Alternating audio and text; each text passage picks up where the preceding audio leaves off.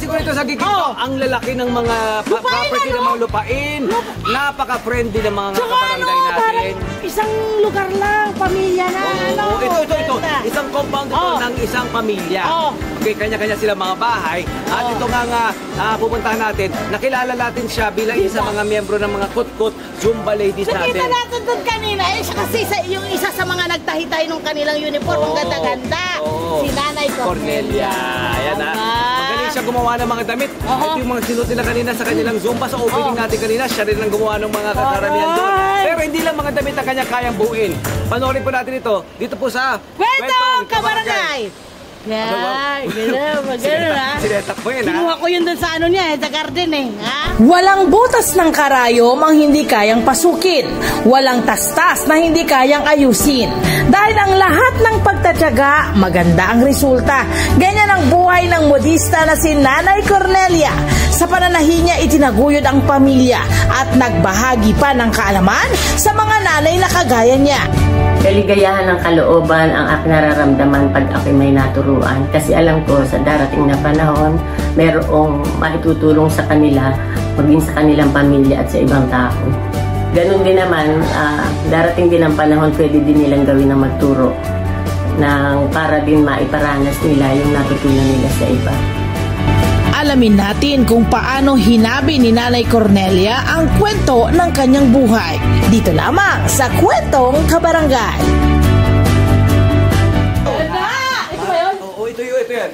1, 2, 3. Ito nga, ito yan. Ayun na Nakita na natin ito, Nay! Pwede ba kami pumasok? Good morning, Nay! Pasok kami, Nay, ha?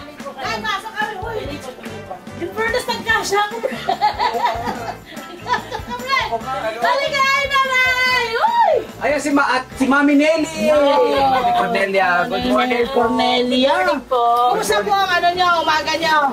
Awa po na Diyos, maganda naman. Tsaka kanina nakapag-ano ka na, nakapag-kumba ka na talaga.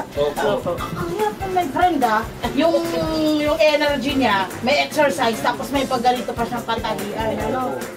Kwento mo muna sa amin, Mami Nelly, kung ano po ba at ang inspirasyon ng inyong pang-Zumba kanina, yung na ginawa niyo po.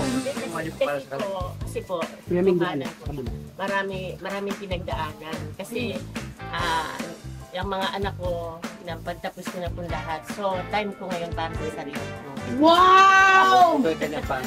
Deserve! Dapat, alam mo, ay my friend, dapat ganyan ang panuntunan ng mga magulang no? Na dapat kahit pa paano ay hindi mo kakalimutan ng sarili mo. No? Lalo po yung health. Ako po, I do my walking every day. Except Sunday. Yun, eto na! Siya ay 60 above. Modista, my friend. Tapos po, ako ay nagsusumba, Monday, Tuesday, Wednesday, Thursday, and Saturday. Yan ang schedule mo. Okay, pero gusto namin uriratin. Yan ang inyong pagmumodista Gusto na ay malaman. Ano po ba ito? Natutunan nyo ng kusa? May nagturo sa inyo? Hindi po, ito po hiniling ko. Ako, iyak na naman ako. Kasi po, yung time na yun, ako nahinto sa trabaho kasi nga may anak akong maliit. Sabi ko, nagpapalaki ko ng mga anak. Sabi ko, Lord, ikaw na nga ang magbigay sa akin ng trabaho na maalagaan ko ang aking mga anak. At the same time, makakatulong ako sa asawa ko. Tapos po, ito nga po, naalala, yung dumating nga po yung time na dito sa kapitbahay ko, may nagpapatanggi dyan, mga baby dress na kinukuha sa Ubando. Sabi ko, pwede po ba niyo akong turuan na magbuo? Sabi kong ganyan. Magbubuo lang, hindi nagtatatas. O, tinuruan niya ako maging isang dosena na. Pagkatapos noon, ano ba ang pangalan nitong nagturo sa'yo? Ang katansing po. Katansing. Napakahusay. Katansing na Doming. Ang sarap ng kabarangay na gano'n na meron ding malasakit sa'yo. Tapos, gaano katagal bago mo po, kumbaga, kung nag-OJT sa kanya, gaano katagal? Hindi po, kumukuha lang po ako ng tahi sa kanya. Tapos po, nung po ako nagpapadede ng aking anak na panganay, meron ako napanood sa TV na Negosyete kay Herman Moreno. Ang topic doon, dressmaking. So, I see to it na napapanood ko siya araw-araw. Como po, at the age of, 11. Nag-aral po ako ng dressmaking sa livelihood program. Imbis na ang nanay ko, ako nag-aral. Correct. So marunong po ako magsukat, marunong ako magtabas ng konti. So nung high school na po ang aking anak, sabi ko, meron akong pambili tela, wala naman akong pampaupa sa modista. So ngayon po, ang ginawa ko, sabi ko, ba't di ko na lang muna, marunong ako magbuo, marunong man ako na magtabas ng konti. Ba't di ko subukan, ako na lang manahin ng uniform ng aking anak. Yun. Oh, ngayon ma'am, nabuo ko po siya. Yung uniform na kauna-unahang uniform ng aking anak na first year high school. Opo. Then po, nung sumunod, nakita ng mga kapitbahay ko, sabi, marunong ka pala. Sabi ganyan. Tapos sabi ko po, opo, natutunan ko po. Tapos akala ko nga po, ang palda, madaling tahiin. Mahirap palang tahiin. Kasi So, anong ginawa niyo? ang ginawa ko po, hanggat di ko nakakabuo ng palda, hindi ko nilubayan. So, nung dumating yung time na mabuo ko na siya pareho, Apo, meron po mga nagtiwala, nagpatahi sa akin. So, pagka sa modistang tunay, 200. Sa akin ay 100. May discount. Tapos pagka 100 sa kanila, sa akin ay 50 lang. Kasi ang purpose ko nun, gusto ko na mahasa ako. Opo. Maraming magtiwala sa akin. At the same time, matuto ako talaga ng technique na ng quality pananahi. Kung bagay, by the volume din po. Opo, hindi po, by piece na po. By piece. By piece na po, para na akong modista. Kaya lang, hindi po ako nagkaroon ng formal education. Meaning by the volume, meaning yun Yung lang. maramihan. Ayaw po, yun. Meron Ito nanay, siyempre, may mga nagtiwala na sa'yo. Baka kapitbahay mo muna ang nagtiwala sa'yo. Pero hindi mo sila binigo sa kalidad. Ay, kasi Kaya, anong nangyari sa inyong ganito po. pananahi? Talaga pong pinagbubuti ko ang pananahi ko kasi hindi ako nag-aral. Gusto ko yung quality ng trabaho ko mapantay doon sa mga nag-aral. At the same time, mahigitan ko pa kung pwede. Yun. Tapos po, yung common nagustuhan nila yung serbisyo ko. Minsan pati kurtina, pati takip ng set. Oo, pinatatahi na po nila. Uniforme, hindi po ba? Ano po? Seat cover. Seat cover. Tapos Pati sa kama. saka po yung anak ko po kasi naging Miss Giginto. So, yung pong gown na yung mga simple lang na gown. Okay. Ako po yun. Gusto naming malaman po sa inyo kasi makikita natin ang pananahi hindi ganun kadali, Opo, no? opo. Anong klaseng pagtsatsaga ang ginawa ninyo? Yung tipong yung pong ano, magpapahinga na lang kayo, nagnanahi pa rin kayo. ganito paano? po kasi ang sistema ko. Kasi parang challenge sa akin yung bawat panibagong tahi na ibinibigay sa akin ng customer. Tinitingnan ko yon na panibagong challenge sa buhay ko. So, dahil kasi po ma'am, alam mo, pag ito yung isang bagay na itong bagong yari na to, natutunan ko, tiyak maraming magpapatahi sa akin ng mga ganun din.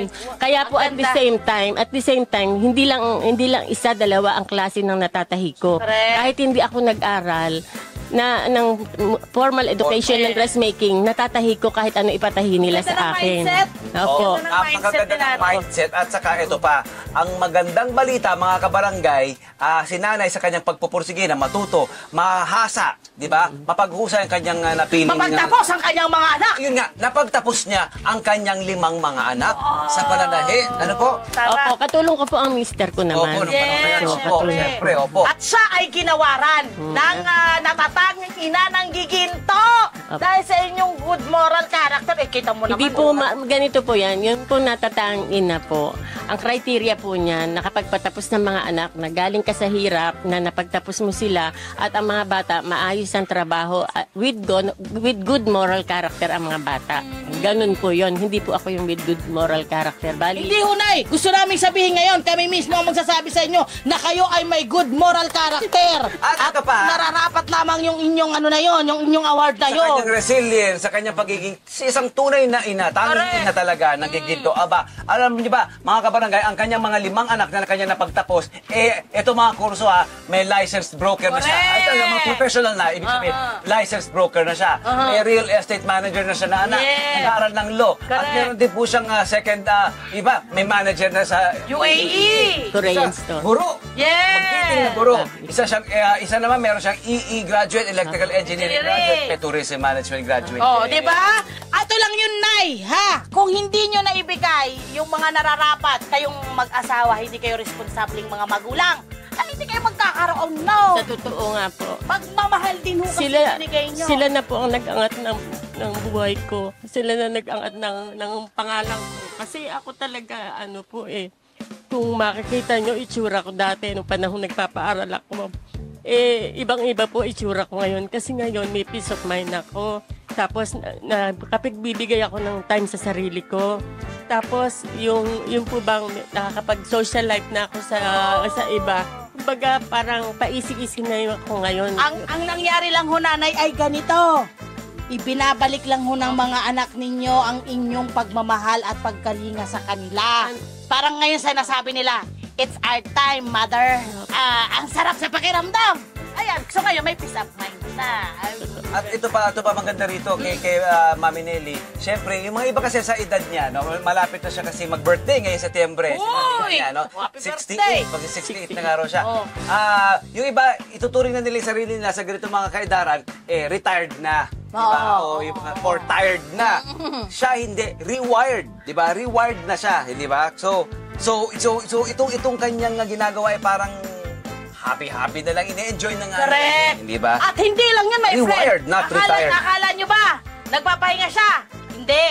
Di ba pagkatapos ng magbigay ng pagmamahal at pagkalinga sa kanyang mga anak, abay, kinakalat niya sa mga kabarangay niya, nagtuturo kayo ng pananahe. Pagka po merong nagtatanong at merong hindi po pinagdadamot kasi po itong talent ko na to, bigay lang din po ng Diyos sa akin. Kasi po yung pagka nagtatanong sila kung paano ba to gagawin. At saka kung merong nangangailangan na halimbawa wala silang mapagpatahi. Pero actually po, pwede na po ako humintong manahi. Kaya lang po, pagka merong nangangailangan ng serbisyo ko ng pananahi, naaawa ako. Hindi nila alam, lalo yung mga dayuhan dito, hindi nila alam kung saan magpapatahi. Lalo naman yung mga walang pera. Kumbaga sa kuwan, kahit maliit lang, pang kuryente lang yung singilin ko, pwede. Kaysa po yung magpapatahi nga naman sila. Mahal yung kasi magpatahi talaga. Lalo mga gown. At saka po, kasi kumbaga sa kuwan, ito po yung napamahal ng pananahi sa akin. Correct. Kasi para bang sa pakiwari ko, ito ay isa sa napakagandang bagay na dapat natututunan ng mga babae. Yung pananahi. Opo. Sa tingin nyo, Opo, sa kung naman, Kumbaga, di ba, ipinasa ito ng isang na may kabutihang loob, ang pangalan niya ay si Nanay Tansing, ipinasa sa'yo. Ngayon naman, ginagawa mo, ipinapasa niya naman, nagpe-pay forward naman siya sa pamamagitan ng pagtuturo ng isa iba, di ba? Correct, ganda. Kasi meron kaming mag-asawa, walang hanap buhay nga. Kumukuha kami ng tahi sa Ubando.